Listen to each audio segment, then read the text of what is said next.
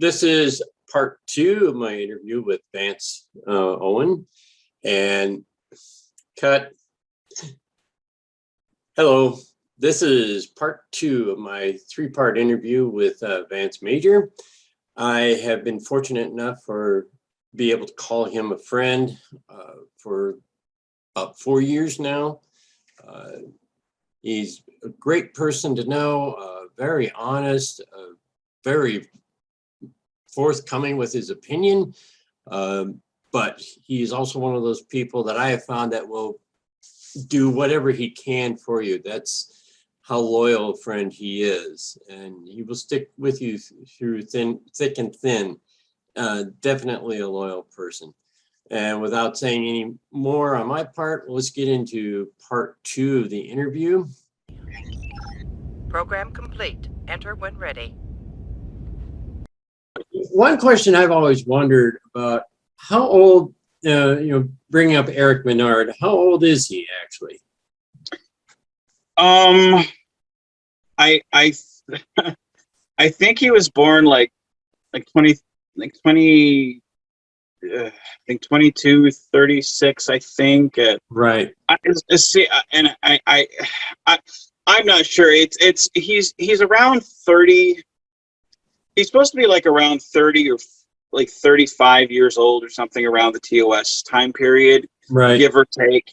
And he's around like 100 or 150 or so, like when, DS9, around the time of the battle of to retake DS9. Like the thing about it is, like, I never get so focused on dates or times, because with my canon, especially having done so many films, right, is when you get locked into exact dates, you tend to lose track of things.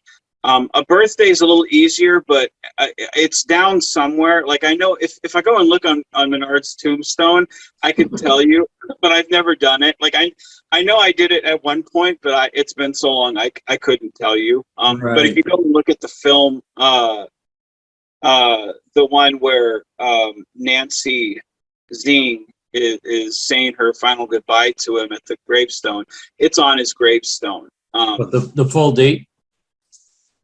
Yeah. Okay. Yeah. Well, not the full date, but the year. Yeah. The year he's born and then the year he dies. Yeah. It's on his gravestone. So, like, I did it. So, but yeah, he's about 35 years old by the time we see him in Valiant. Which is, again, that's one of the reasons why it's like I kind of need to stop doing fan films, because it's like, if I ever do a film with Michael, like, dude, there's no way I can play a 35-year-old, because it's like, dude, my beard's getting a little grayer and my hair's getting a little looser, Yes, yeah. I know. At some point, it's kind of like it's kind of like Brent Spiner in Star Trek Picard. As much as we love him, it's like, look, man, you're not pulling off a 25-year-old Data from Next Gen. I remember seeing Data in Picard, and I was going, damn, how does an android gain weight? I saw that face, and I go, no, he's got to stop.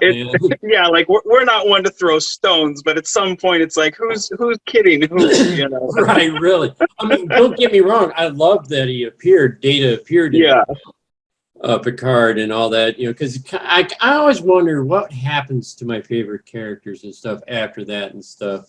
Now, all right, now, you mentioned some of the things you were wanting to say. What are you trying to say with all of these Star Trek fan films that you've done in particular? Is there one central message that you have for your Star Trek?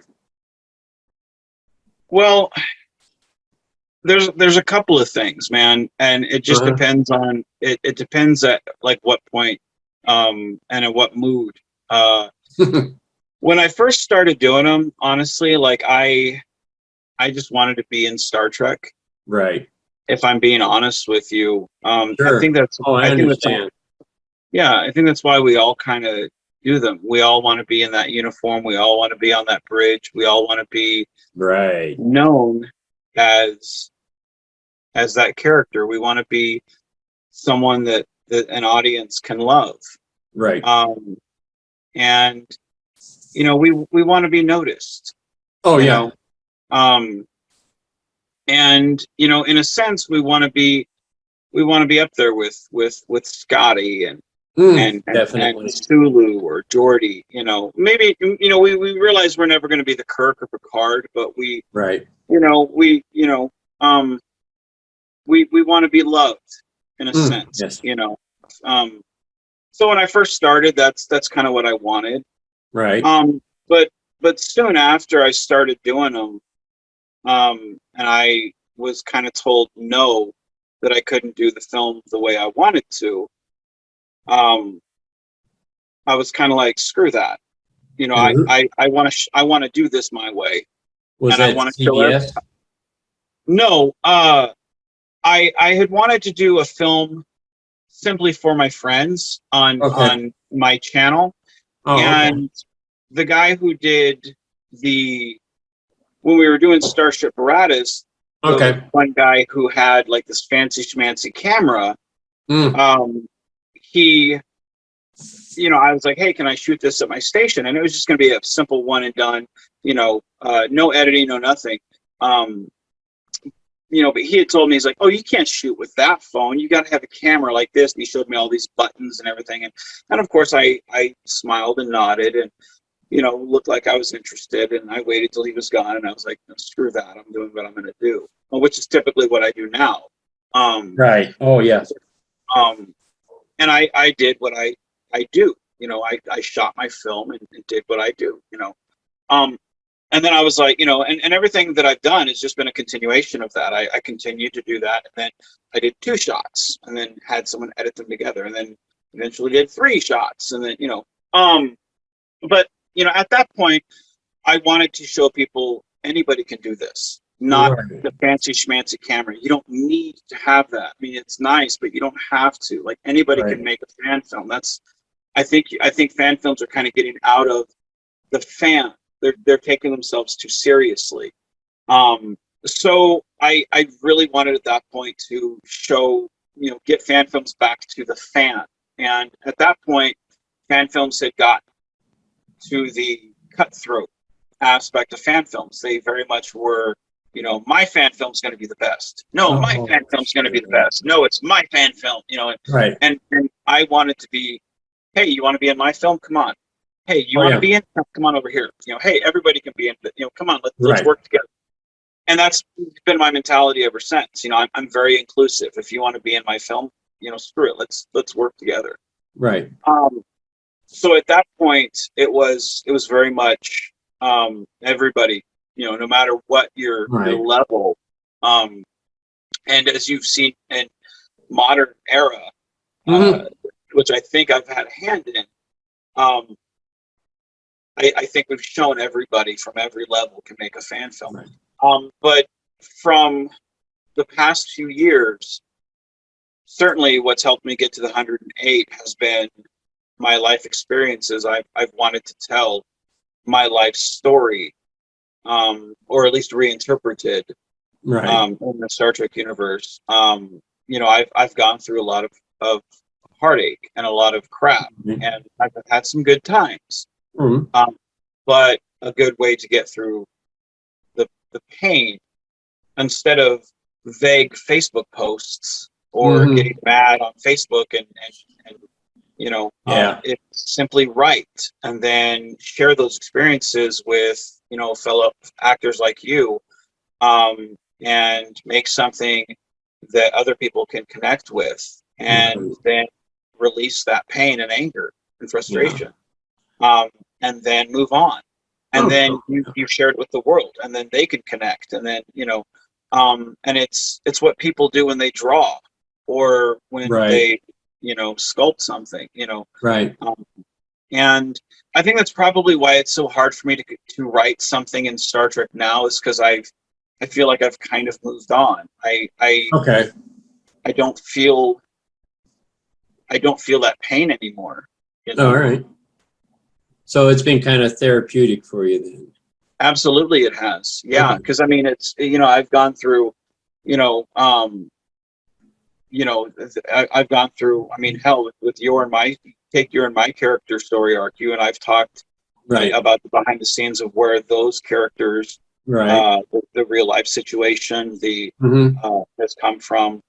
Certainly other people who they were inspired from. We've talked about those character arcs, Right. the real life situations, everything, for me, it's been therapeutic. I don't know if it has been for you. Oh, it definitely has. And that's one of the things I wanted to mention is that acting in your films has helped me grow as a person. I was thinking back when I was thinking up the questions for all this, I was thinking back, here's a guy who in third grade was so scared and show and tell that the teacher had to help me with my show and tell. And I was frightened to death to get up on a stage. And now here I am, look, I'm doing this show. I've been in, 30 some fan films with you. And it's nothing now for me to do something like this. Yeah. And it's helped me grow as a person. I've become more outgoing, but I still have some of those things that I struggle with, but I've managed to hide them, if you will. And that's the thing. Going back to when we first met, when that one question that landed me here, how big a Star Trek fan are you? The first film I did with you was The Mind's Eye. Right. And that was so much fun. In fact, I've mentioned it before, and my favorite scene in that film was, and this is where you really get the idea of what was going on with all these people walking back and forth in front of this guy. You were getting ready to transport back up to the ship. And then the camera pans behind a tree, and all of a sudden, instead of 6 people, there's only 2. So I was just wondering what was supposed to be going on in the main character. I think it was Pete's character. What was supposed to be going on? What was he going through in that film? Well, the thing about it is, like, at the time, I hadn't written that was Jason Martinez, but okay. I actually had we retroactively backtracked it that it was Jason, and if you watch all the films, right, it is the Jason Martinez character, and his story arc is that it was the Phantom that had kind of screwed with his mind. Okay. Yes. He basically, which makes the Phantom character that much more evil because he's screwing with all these people, Right. But it's the fact that this guy is basically kind of snapped, and the pressures of Starfleet, the pressures of security, and he kind of loses himself, and the haunting of who he's killed, it's gotten to him, and right. the secrets that he hides has gotten to him. But right. The thing about it is, like, at that point, you don't know that he's killed these people. It's kind of alluded to, but you don't necessarily know. I wanted to leave it vague enough to where you can have it open for interpretation. Right. The point of the story itself, because I always try to write a story that's on multiple levels. You can watch this story, and for this interpretation of it, when you keep secrets, those secrets are constantly there. So right. When he's having the conversation with Menard, and they're having the conversation, those secrets are constantly in that person's head. And so they're constantly having that conflict within them, and they're constantly having to hold back. And when they hear those thoughts in their head, how many times do we, when we're talking to someone or we're watching someone, and we have to hold those thoughts back from saying what's really on our mind? Right. And to me, it doesn't matter why those people are there necessarily. It just matters that they're there. At the time when I wrote it, it's, people were asking, are they aliens on the planet? Are they figments of his imagination? Did he kill them? Did he allow them to die? To me, it doesn't matter why they're there. The fact of the matter is he's haunted by them. And, right. And that's, to me, I really wanted a Twilight Zone-esque story that stood on its own. But in the larger context of the story, the reality is, no, he had killed them, but it wasn't his fault. It was the Phantom that had done it. But for the story, it stands on its own. But I always try to write stories like that you can watch it on its own and be like, oh, this is really cool. It's a Twilight Zone story, but right. you know, Oh, it you step definitely back was on that. Yeah. Oh, it was it was a good story. What really got me hooked was that day after you had finished editing and everything, and you came up to me in the break room at work, and you said, "Hey, Jim, look at this," and you showed me the finished product of The Mind's Eye on your phone. I was going, "Wow," because I remember everything we had gone through, and then that, however few minutes it was, I was going, "Wow," and it's like, the story. It all fit together for me. Go, oh, this is cool. I got to do more of this. And so here we are. Yeah. But now you mentioned the final season or so of Constar. How many more films do you plan on doing? If I'm being honest, I'd say probably less than 10. Okay. And a lot of them are probably most of the way already done. All right. I'm not really sure. And I'm trying not to give a definite answer. Okay. And I know there's some people out there that are going to say, he said, before he said that there's only going to be 10 and there's 24. That's not this time. And I think when people hear my voice, they're going to understand there's a finality to, that there's a certain level of, no, this is, there's just not much left for me to say. Okay. Most of the stories that I have are already written. Okay. It's a matter of if I can get to Alec Peters' set, because that's one thing that I would like to do. Alec Peters. Alec Peters is the guy who does Axanar. Oh, okay, sure. He's a good friend of mine. Okay. We went to Vegas and did. He was the one who helped me get to do the panel. Las Vegas. So I'd like to go to Airy Studio and film there one time before I walk away. I'd like to go back to Warp 66 one last time and shoot with the 24th Century Constar crew one last time. For a few Captain Mickle adventures, because we left her with the ship. I'd like to have at least a few adventures with that crew before we go, because I feel like Yava has earned that. And then I'd like to do Starship Republic, which would be its own shoot in itself. And that's Ray Tessie's script, his original script from 5 years ago. But all those things are just wants. Those aren't necessarily things that I have to have. Right. And again, those are stories that I don't feel need to be told to complete anything that I've done. Now, I have films that are most of the way shot that are waiting on basically pickup shots. We're waiting on one person's footage and then it's going to the editing room, and it's about maybe 2 or 3 films that we're just waiting on that'll be released whenever it's done. And I have to shoot 2 versions of the film The Pretender. So I'd say all in all, we're looking at maybe 10 films. 5 of them may not even get done, because there's any number of obstacles that could be, putting a halt to that, which, no sweat off my sack, it's no big deal, But the other things, I will have cameos in Frank's films. I'll have cameos in George Cayenn's films. I'll have cameos in the Raincross films. So those are other people's films, and they won't be large parts, but it'll still be, Menard will still be around, but it's something that I can shoot at home, on my green screen. But like I said, the way I feel is, I've told everything that I feel that I need to tell. Okay.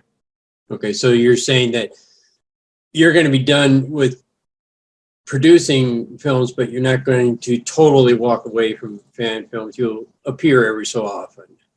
Yeah, if George has a part for me, like, hey, can you shoot this scene for me? Sure, I can do that, because I can do a George scene in an afternoon when I drink. I can drop Royce off at school, shoot a scene, and go pick him up by the time I'm done. Like, those are a dime a dozen. That's no problem to do. The thing that I'm kind of done with is the producing, the directing, the acting, the writing, the all that stuff is right. There's just, like I said, there's nothing really left for me to say. Okay. So for that, I'd rather go play Batman with Royce and Ghostbusters. For me, Right. there's other things to move on to. But I don't mind helping someone else go tell their story if they want. So obviously, family is very important to you. Yes. Because you wanted to take. I remember you saying you wanted to spend more time with Mona and Royce, and I saw that in your films. In fact, I remember one film in particular. I believe it was. I think it was Persona. Yes, Persona. Where I remember having asked you. We had pretty much finished that film, but I had asked you if there was a possibility of doing a scene with my granddaughter. You remember that? Mm-hmm. And she still talks about that today.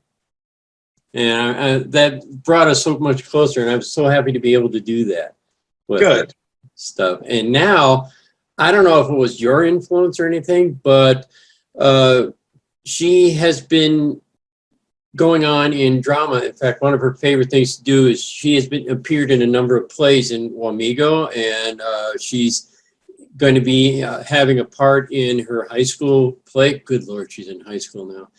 Already, huh? Yeah. Oh my God. Her high school is putting on the musical of Mary Poppins, and she's going to have a number of parts in that. I'm going, wow, this is cool. But yeah, that's where some of your influence has happened. I'm not sure if that was part of it, but I'm sure it didn't hurt either. So that's awesome. That's awesome. So now you mentioned having gone to Las Vegas to the convention. That was what 55, Mission 55 or whatever it was called. I'm not sure. I think convention 50. Yeah, I'm not sure. I still the number was for the number of years Star Trek has been around. I know that. Yeah, I still call it Star Trek Las Vegas, even though I know that's not what it is. Right. Don't come after me, CBS. Yeah. So you mentioned briefly that Alec reached out to you to go to there, and so is that how you found out about or is that how you ended up going there? Well, they had reached out to Alec, and Alec, they basically said, hey, we kind of want to have, this is the first year we want to do fan films. We'd like you to come speak on panel. We want to have a few other panels, one each day. Would you be interested in doing this? And would you know some others that would like to do? And he said, oh, absolutely. I absolutely know some other people that would love to come and share. Oh, cool. So he approached me. Josh Irwin was another. Oh, and so we, I almost didn't though. Because I don't like crowds. It's not really my thing. Right. But it's one of those things that, and not to mention the whole COVID thing, right. I was I wanted to make sure that we were going to be safe while we were there. And then Mona's school. Anyone that knows me knows that this year I've taken off of filming. Everything that I filmed, I pretty much stopped in December. Right. And everything's kind of come to a halt. I've bought props, I've taken pictures, but coming to full-fledged filming, we haven't done that this year, and it's because Mona's been in school. So I had to check her schedule to make sure that it was when she was on her school break, she wasn't in school. Otherwise, I would have been in dad mode, and hey, I can't do it, can't go. Thankfully, she was in that school break, and Right. I was able to do it. So the pieces fit right in, and I was able to go. So. And as last week, I'm going to include a testimonial from one of Vance's friends. And here is the second one. It's from Steve Atwell of Kansas City, Kansas. Program complete. Enter when ready. Hi there. I'm Steve Atwell. I'm an actor who's appeared in several of Vance Major's Star Trek fan films, usually playing the Klingon, Krorath. And I'm here to say a few things about Vance. The dirty dog. No, I was just kidding. Vance and I go back about 5 years now. We met tail end of summer of 2016. He was, that was the 50th anniversary of the premiere of the beginning of Star Trek, of course. And I've been a Star Trek fan going way back to the early 70s when it was in syndication. I actually remember watching the animated Star Trek first on Saturday mornings in the early 70s before I discovered the live-action original series, which was, I say, in syndication, appearing here in Kansas City on what was the local independent station afternoons. It seems to me that my memory might be a bit skewed that it was on every single day. Throughout the 70s, 80s, and into the 90s. So, of course, I wanted to attend TopCon, the Topeka Comic Book Convention and Expo.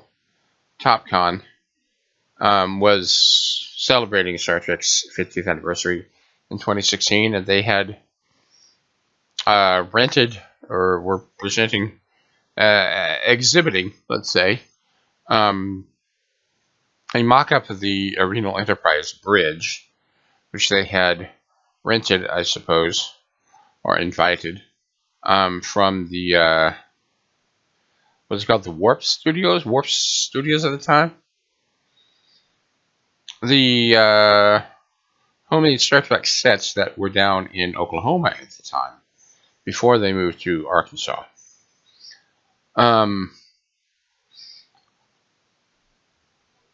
What's it, Warp 66? I think. Yeah. I don't remember for sure. It's going back a few years.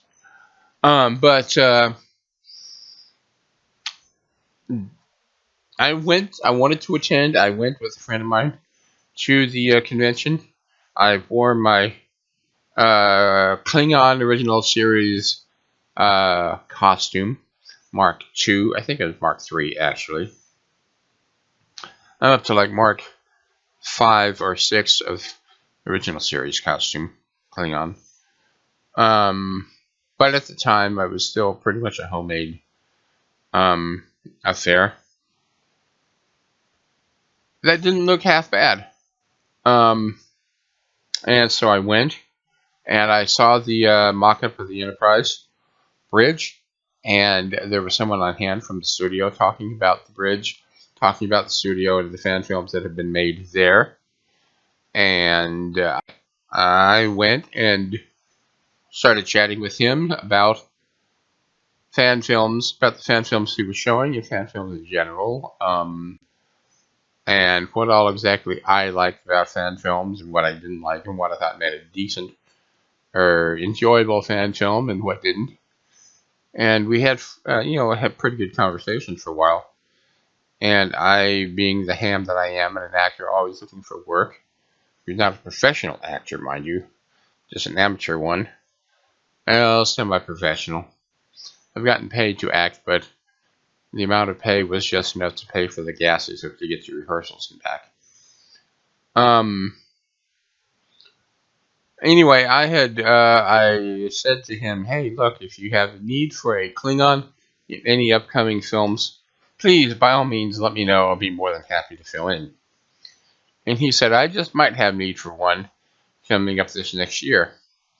So we exchanged information about Facebook, and his name's Vance, and I had made his acquaintance, and we became friends on Facebook. And that year passed, and I finally heard from him again. And he said, okay, change your plans. I don't need you to come down to the studio to record anything. I just will do this. I'll send you, you'll record something at home and send it to me, and I'll stick it into the film. And I said, okay, fine, great.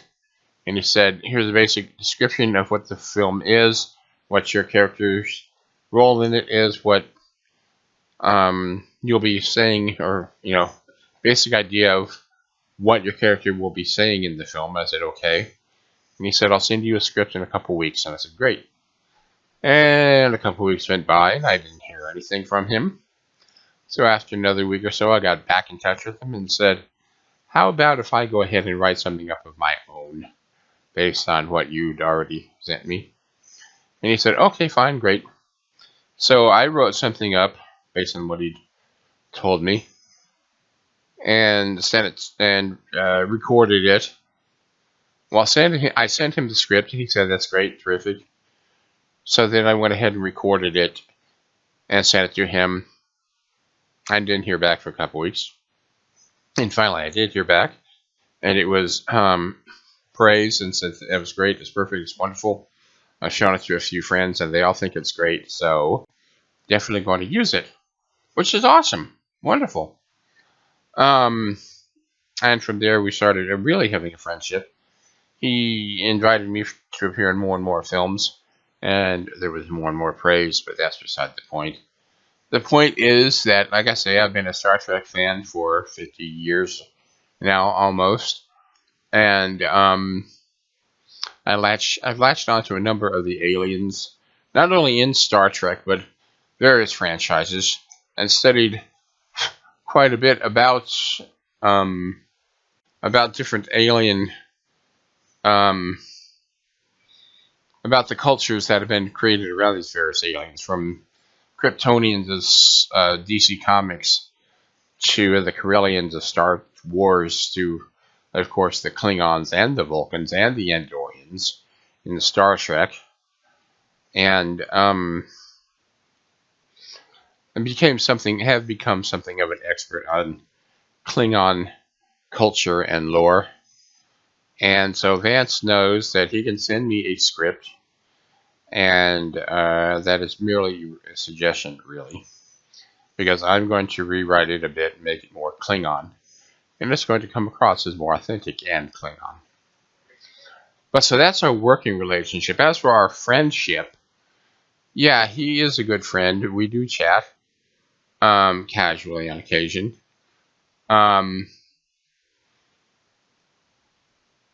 I know that I can call on him, and he'll help me out if I need him. And he knows that he can call on me, and if I can't, I'll help him out.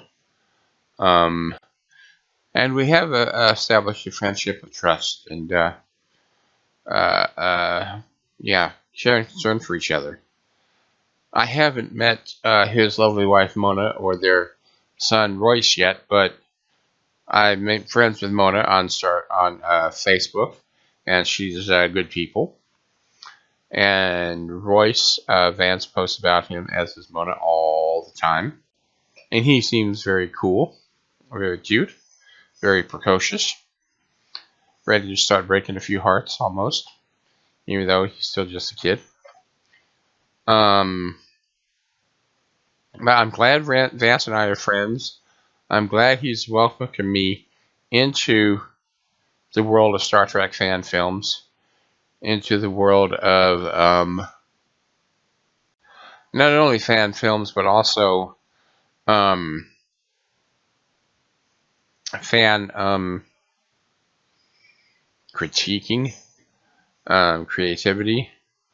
He knows I have some health issues, so he's invited me to create content for his channel, and I have, but not that much because my health concerns keep flaring up and keeping me from getting things done. But we're still friends, and he knows I'm here for him, and I know he's there for me. So like I say, he's good people. His family, they're all good people. And I'm glad we're friends, and I look forward to, enjoying his friendship and sharing the camaraderie with his family for many years to come.